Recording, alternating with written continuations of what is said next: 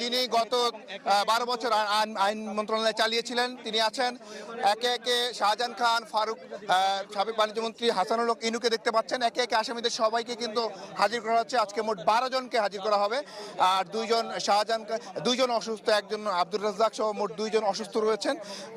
শাহজাহান খান অসুস্থ রয়েছেন। আর আপনি দেখতে পাচ্ছেন যে যাদেরকে যে সমস্ত আসামিদের আনার কথা ছিল এদের মধ্যে সর্বপ্রথম আনা হয় গোলাম রসুল গাজীকে।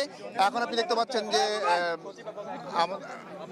কামাল আহমেদ মজুমদার সাবেক মন্ত্রী তিনি নামছেন গাড়ি থেকে। এরপর সালমান এফ রহমান, যাকে বলা হয় গত 15 বছরে শেয়ার বাজার কেলেঙ্কারির অন্যতম হোতা সালমান এফ রহমান, তাকে আপনারা দেখতে পাচ্ছেন।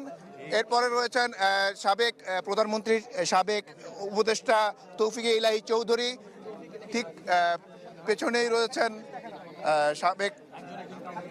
সাবেক একজন সচিব রয়েছেন জুনায়েদ আহমেদ।